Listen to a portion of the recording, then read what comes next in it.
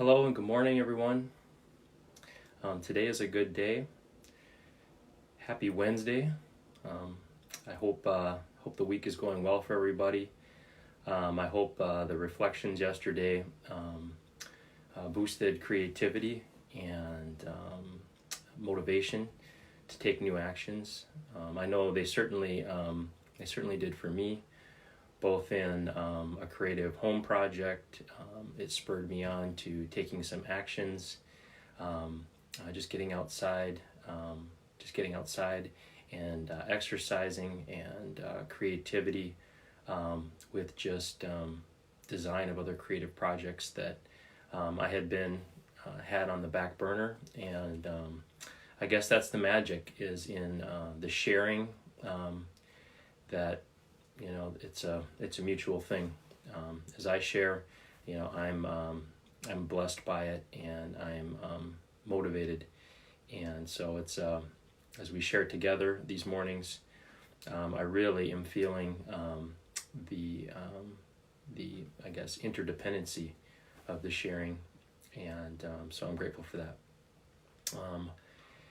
Today, I'd just like to start to explore Chapter 3 in The Artist's Way, and this is recovering a sense of power. A few things I'd like to explore in this conversation on recovering a sense of power. Good morning, Darlene. Great to see you. So some of the topics in this chapter that really stood out to me that I'd like to share and open up here is this notion that anger is a map, this notion of synchronicity when we finally voice our intentions, our creative impulses, how the universe responds to us, and talking about the power of just being able to take actions in the world. Talking about how sometimes our sense of shame with people in our lives sometimes inhibit the creative actions that we could take or we long to take.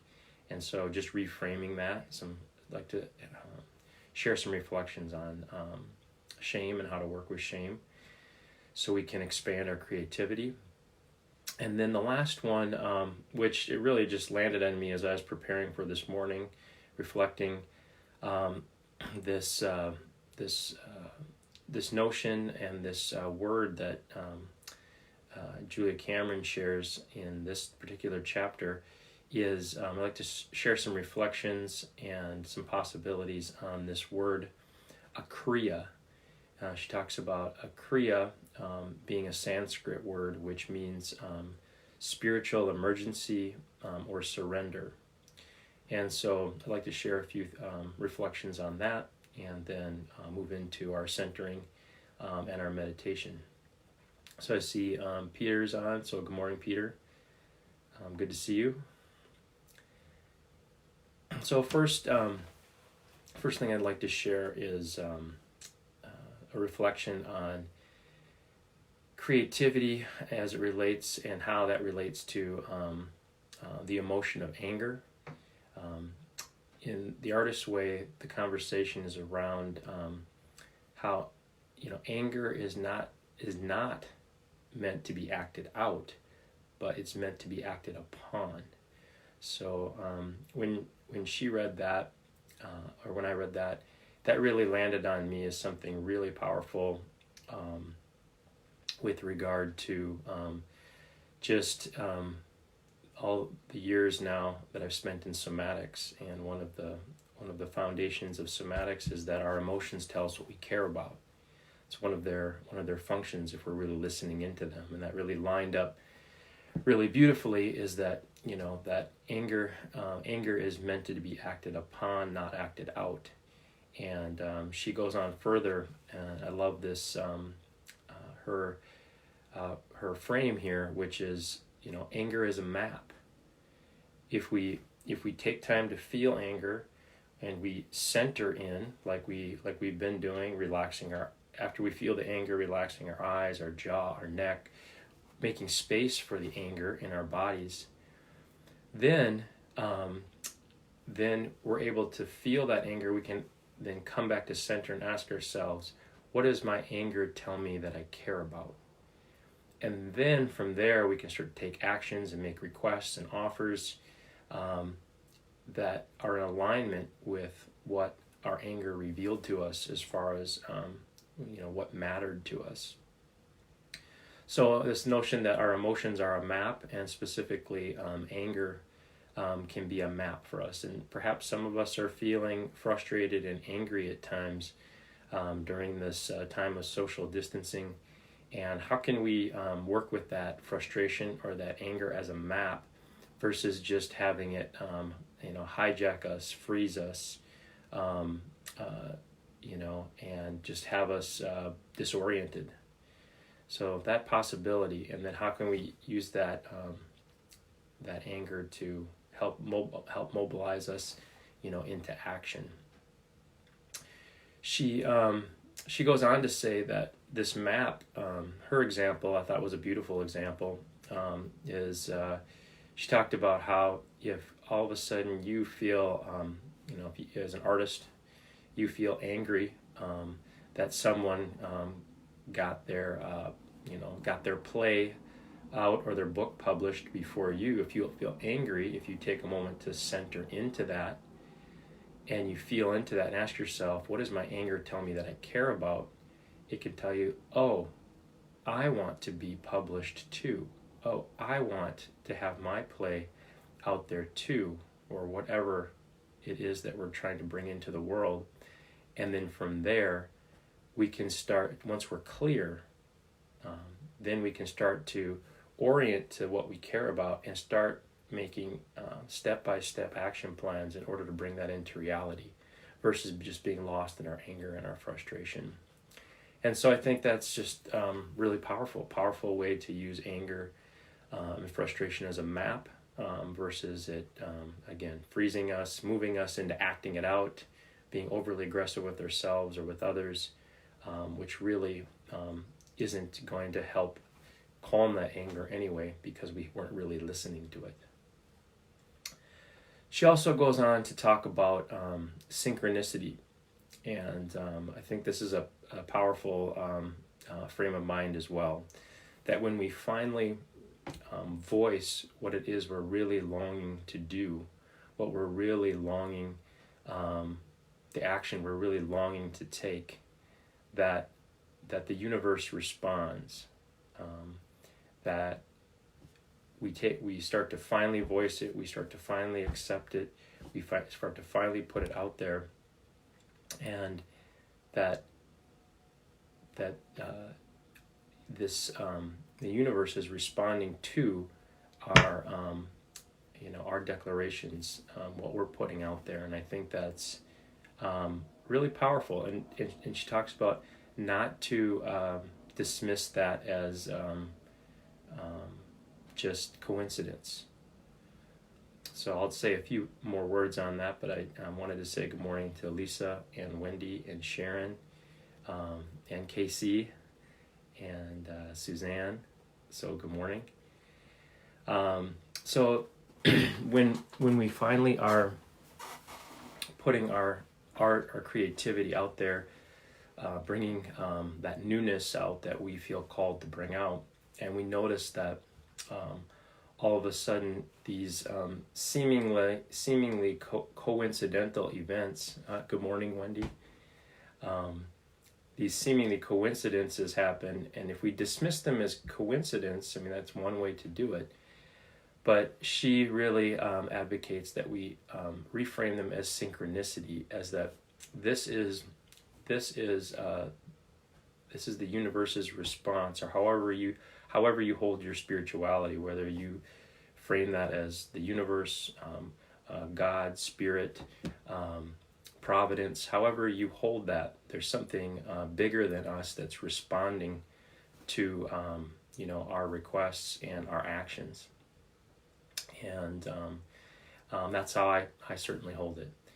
And to recognize that to mark that, notice that as an affirmation and a validation we're on the right path. And that can be really powerful. So she mentioned, I think the story that I like in the book is, she said, you talk about somebody one night finally expresses at dinner, or earlier in the evening expresses that they would love to write a book. They finally confess that to themselves and to a friend, and they go to a dinner party that night and they sit next to a publisher, just randomly. One could say that's just a random event. From an artistic perspective, a creative perspective, we could also frame that as synchronicity. That's a validation and affirmation to continue on that path. As in our current situation, I think that's so relevant, because so much of our world is changing, and my belief is that what it's going to take to reorganize it is all of us tapping into our creativity, into all forms of art and creativity that are going to bring forward the new solutions in business, in interpersonally, how we communicate, how we coordinate. And if we can bring our creativity and our higher level thinking and bringing meaning to it, my experience is that's going to be much more powerful than just coming up with things that are more primitive and just survival based. We certainly can find short-term solutions just to get by and survive, but we can also tap into our full creativity and start to imagine things that aren't just going to get us by, but are going to truly really be a blessing and serve many people. She also talks about two quotes that I really are, I guess, mantras for me at times, is the William H. Murray quote, and so I'd like to read that this morning, because I think it really is so powerful.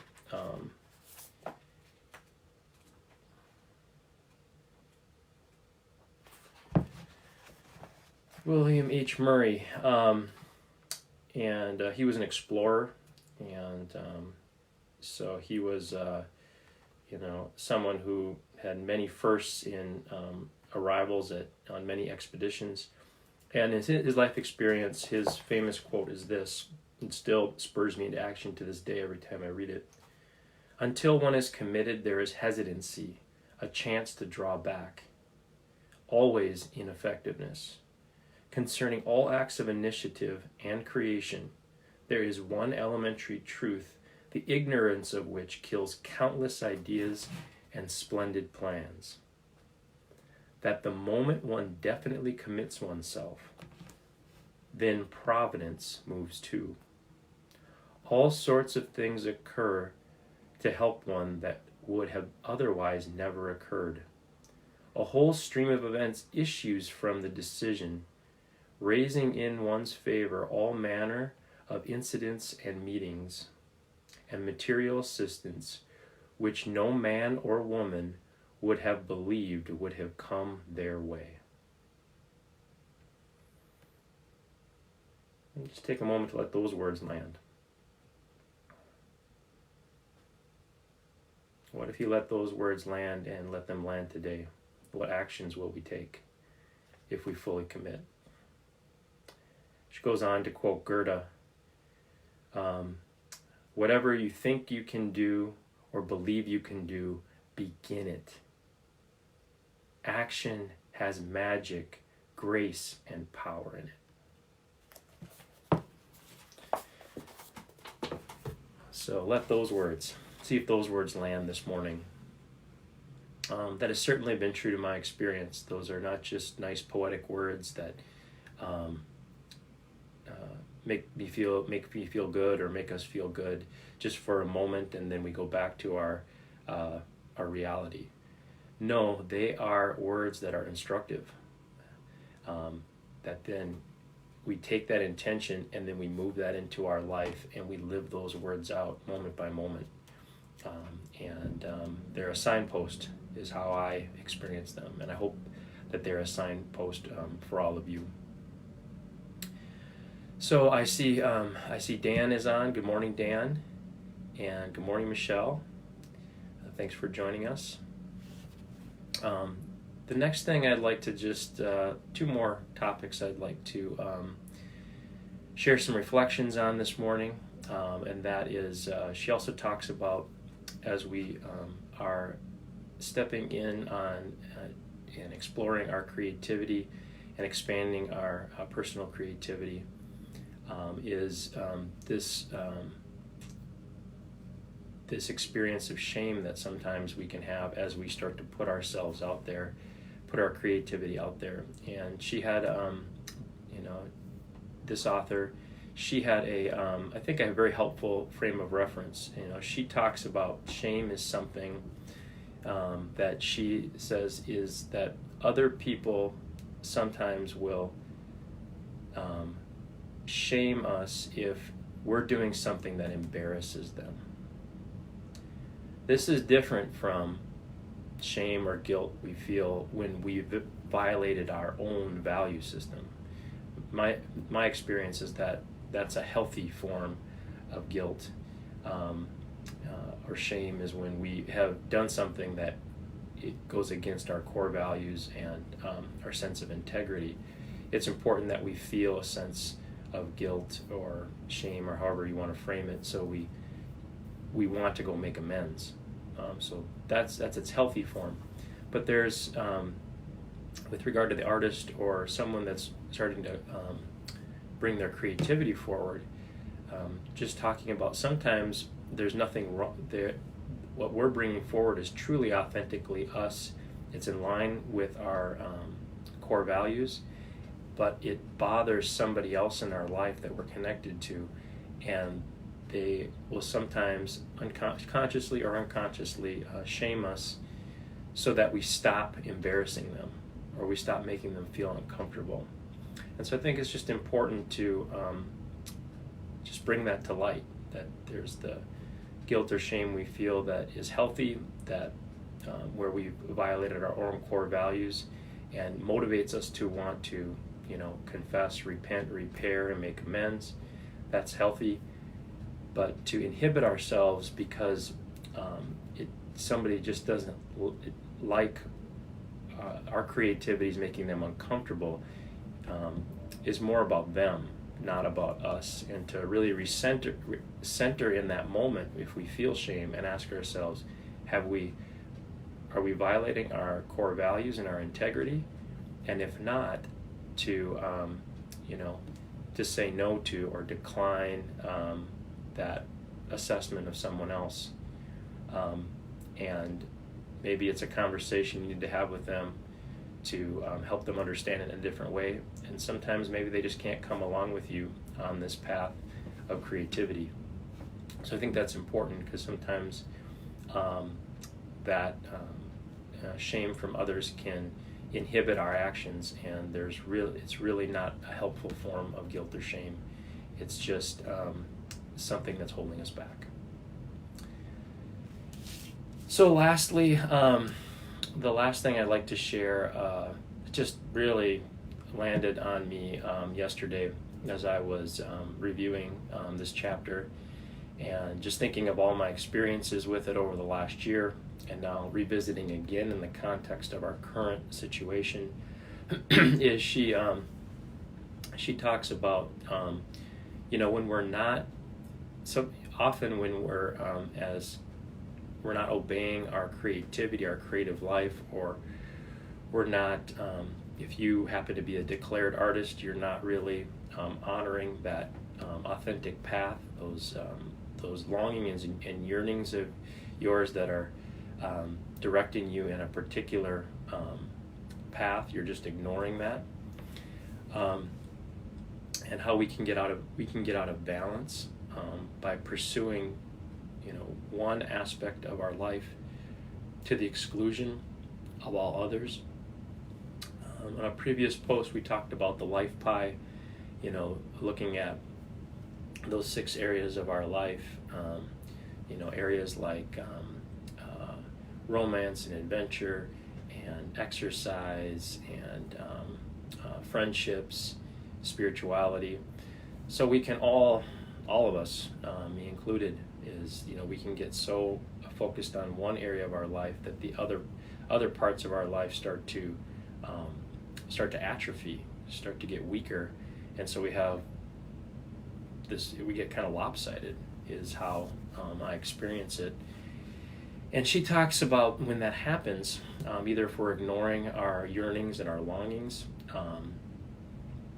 or we're way out of balance, we're sacrificing our health in pursuit of financial reward or whatever the imbalance is. Sometimes that will bring about what she calls is a Sanskrit word called a kriya. And a kriya is a spiritual emergency or a spiritual surrender. I thought this was really helpful. And she said one of her examples was, when we're way out of balance, the kriya at a personal level can be, a bad case of the flu after you've broken up with your lover, or getting sick right after you've you depleted your health in the pursuit of working too much.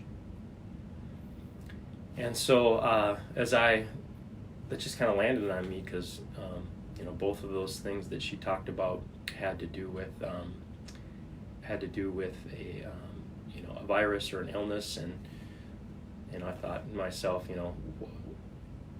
what's the possibility of, or it could be possible that that's at an individual level, and what if we're as a collective, as humans, what if this situation we're in is not only a biological, scientific situation, and it's possible that we're in a collective kriya, a spiritual emergency.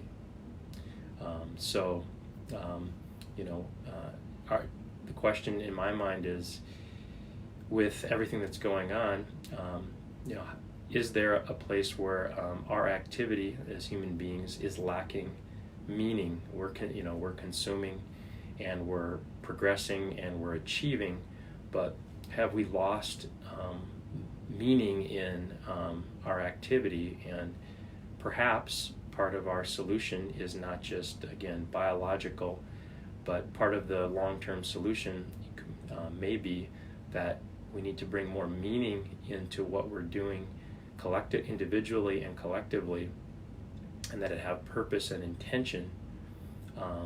Very much like in our meditations, we set an intention before we sit. We hold that intention through the meditation, and then we remind ourselves for the sake of what that we did the meditation. What if we were to do that? What if we were to set an intention daily in our professional lives, in our business world?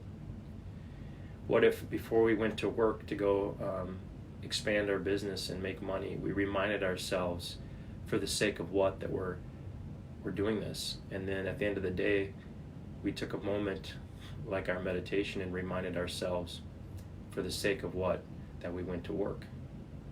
And if we asked ourselves that every day we brought meaning to our activity, would it change what we're doing? My experience has been, when I've been in that practice, it does change what I'm doing.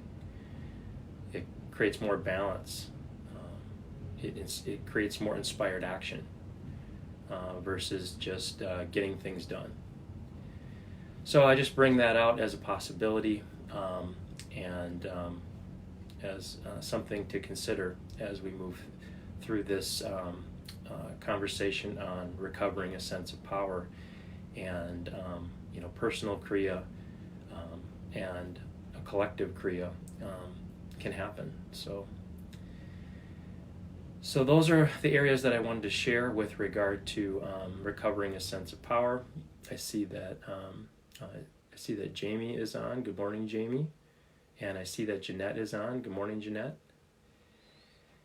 So with that, I'd like to take some time here to start our centering practice before we go into our meditation. And as we prepare for the meditation, just a reminder that, for our purposes, we're just doing a 1-minute meditation for this live post.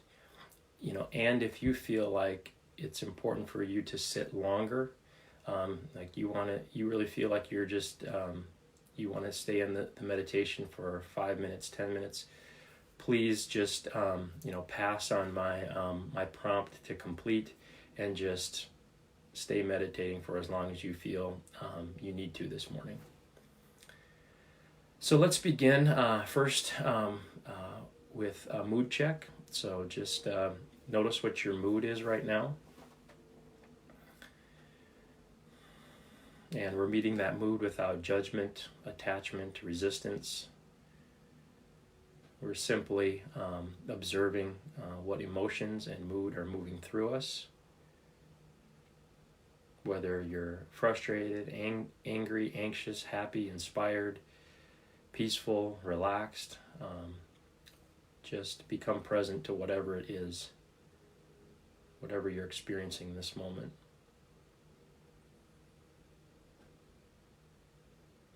As I feel into my mood, and just to share that, I feel this felt sense of accepting or acceptance.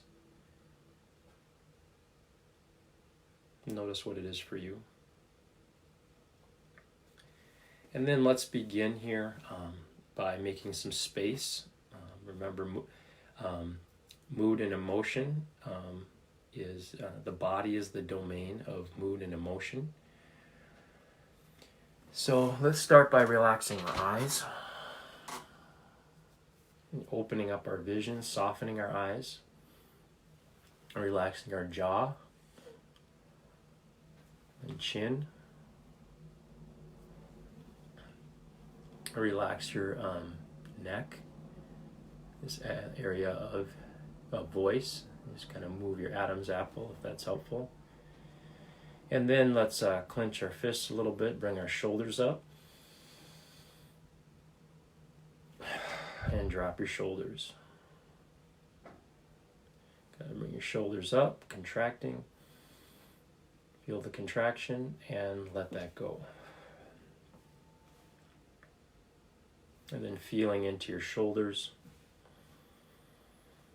Start to soften your chest, opening your chest, and beginning to relax your diaphragm.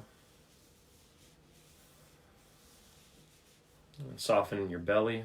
You'll see I do this kind of shaking motion, one hand over the other. It's called Shinkan meditation. It's there to release the tension in the belly. Sometimes you get a lot of anxiety and muscular tension there. Just relaxing there. And then relaxing your pelvis. So the pelvic muscles, that pelvic bowl. And similar to the shoulders, we can over-contract into that and then let that go. So let's contract our pelvic muscles, pull them up and in. And then let that go. Good. Pulling the pelvic muscles up and in.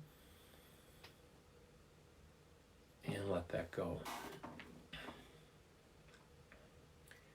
Relaxing our thighs and knees, our calves and our feet. Relaxing our toes. And we're just creating space in our bodies, creating more space.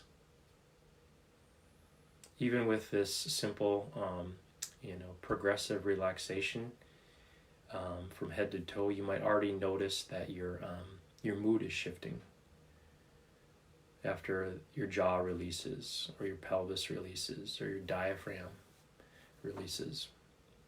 Already, I have this mood of acceptance, and I'm shifting into be a bit more just feeling a felt sense of being present. And notice what that is for you. So let's take a moment. You can do this seated or standing. So let's I'm going to just demonstrate this seated, but you can also stand. Let's just start to center in our vertical line from top to bottom. So we're straightening, we're aligning the weight of our body in a straight line that you can see from the front and see from the side. What that does is it starts to, at a somatic level, starts to give us this felt sense of resting the weight of our body on our skeletal system. And what that can do psychologically is give us this felt sense of relaxation. Then our muscles stop contracting, trying to hold us up if we're leaning forward. If we can rest the weight of our body in our vertical line, we can have this felt sense of relaxation, where we're straightening and settling. When we hold our vertical line as human beings, it allows us to move into our felt sense of power and our felt sense of dignity. Often, when human beings feel defeated, they start to drop down, head drops. And so we can start to come back into our felt sense of power and our felt sense of dignity by simply consciously coming into our vertical line. And this felt sense that I'm talking about, it's pre-verbal. It's deeper than language. It's this felt sense. They're tying into our limbic brain and our autonomic brain.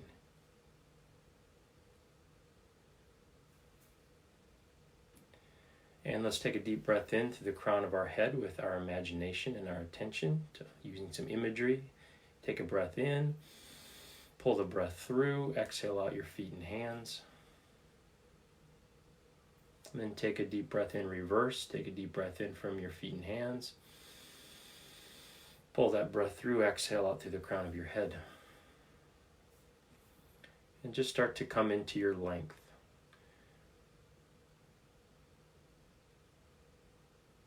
Feel your sense of power, your sense of dignity, your sense of alignment. Then let's just start to bring our attention to our somatic width from left to right. So left hand on your chest, just slightly off to the left, that's where our heart is. Right hand on our belly, just below our navel. And this is a metaphor, a bodily metaphor. You can hold it as really like a self-embrace. How are you taking care of yourself in these times? And as you feel into your body, you start to feel the boundary of your skin. You know, where that boundary is, where the room begins and your body begins. Where is that boundary? Can you feel the edge of your skin? Can you feel where your clothes contact your skin? These are all felt senses of boundaries.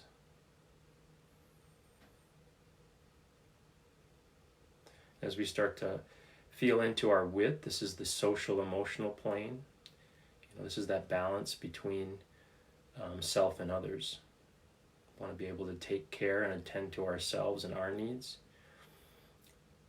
while being able to attend to the needs and cares of the people we care about, our loved ones, our clients, customers. And then you start to extend out, and metaphorically we're extending out, start to include someone else perhaps in the room or nearby. So you're still feeling yourself, and you're extending out to include someone else in your field of awareness, or maybe it's a pet.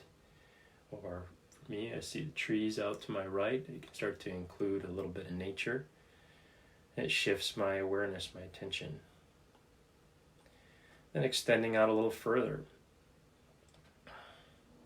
Start to include me in your field of awareness. Imagine I'm right in front of you or near you, and I'll be doing the same with you. I'll imagine you're all in a circle.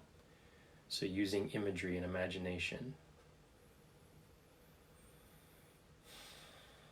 And then extending out a little further, extend out to someone who is an opponent or an adversary or an enemy. And while you may be holding a healthy boundary with them to keep yourself safe, just extending out to them and extending love and compassion to them as a human being.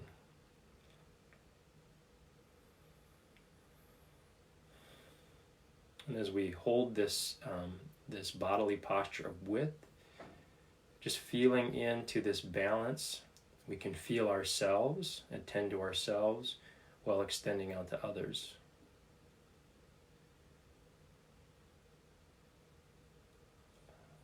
This allows us to have balance here, socially, emotionally, the training our nervous system to have balance, so that we're not so much focused on ourselves that we can't feel another person, and we're not so focused on others that we forget ourselves and neglect ourselves. We're creating that balance.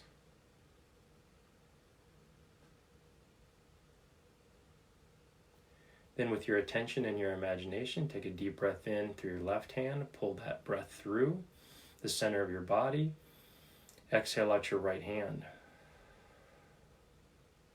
And then take a deep breath in through your right hand, pull that breath through with your attention and your imagination, exhale out your left hand. Finding balance in width, balance between self and others. And slowly relaxing your arms. See if that starts to create a felt sense of width here. And keep holding your felt sense of length. And then lastly, let's start to center in our depth, our somatic depth. So front to back. So as you lean in, maybe just leaning into the front and imagining this as your future, the space in front of you, where you're headed today, this week. And then as you lean back, imagine that, use your imagination, imagine that as yesterday, the months before, your history, all the experiences that have shaped you up to this minute. And just start to just kind of feel, just rock gently forward and back, using that imagery of future and past, and then slowly find your way until you find an effortless point between the space in front of you and the space behind you.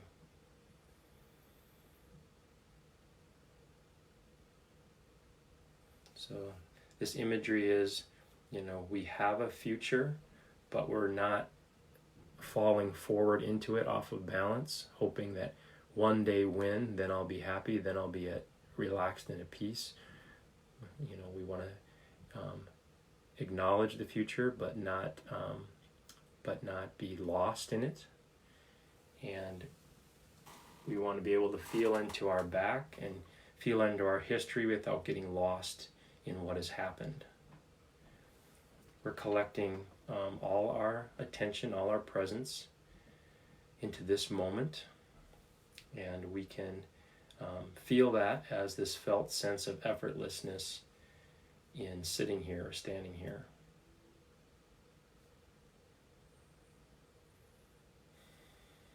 Let's take a deep breath in, breathe in this about 10 feet in front of you, pull that breath through with your attention and your imagination, exhale out your back. Take a deep breath in from your back, pull that breath through, exhale out in the space in front of you. And one more time, taking a breath in from the space in front of you. Pull that breath through your body, exhale out into your back, into your history. Creating balance there.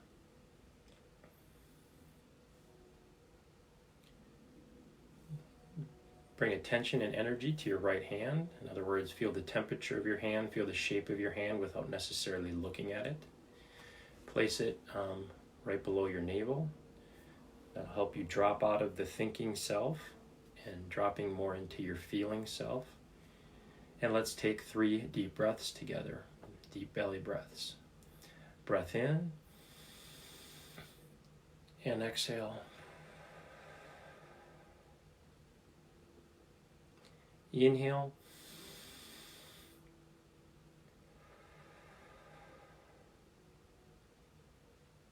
And last one, inhale and exhale.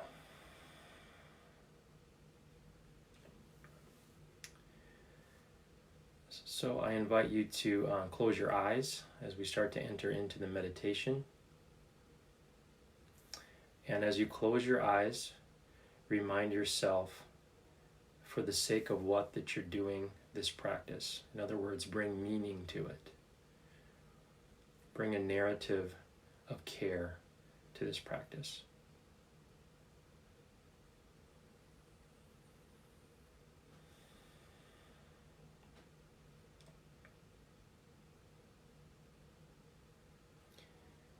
Really feeling into that intention you're setting.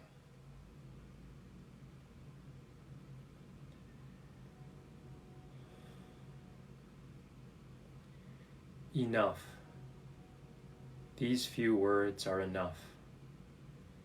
If not these words, this breath. If not this breath, this sitting here. This opening to the life we have refused again and again, until now. Until now.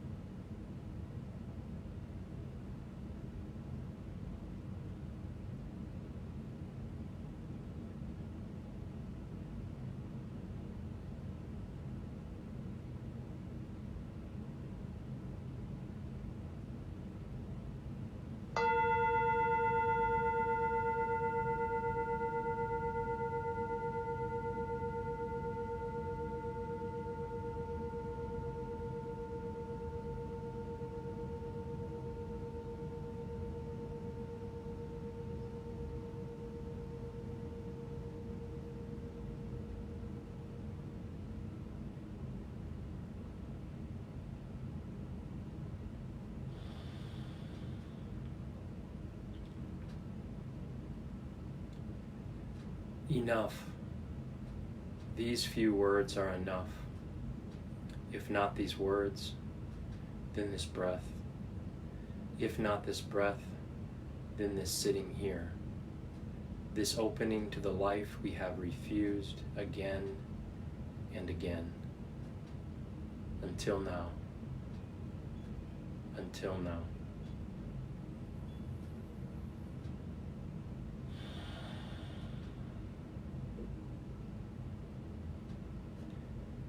And as we close our practice today, remind yourself again, for the sake of what, that you sat here, and bring meaning to this practice.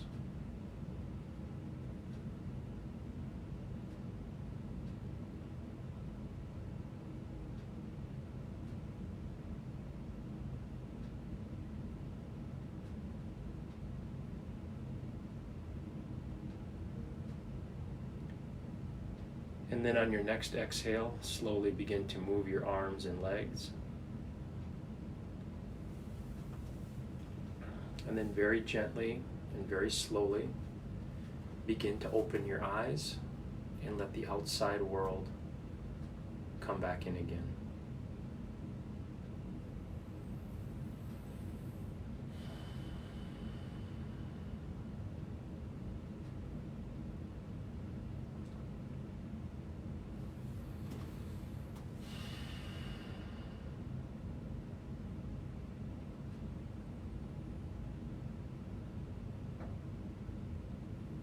Take a moment to notice your mood right now and if it's shifted.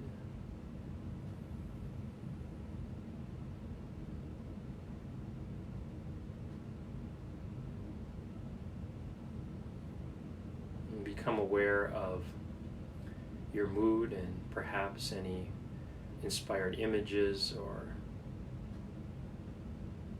shifts in terms of what's coming forward for you as far as creativity for the day.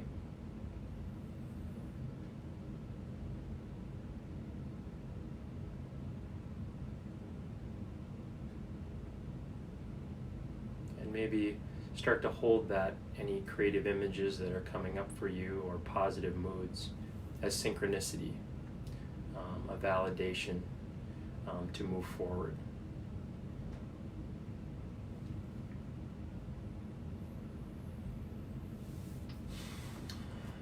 So I want to thank all of you for just sharing the time again this morning as we find ways to connect virtually.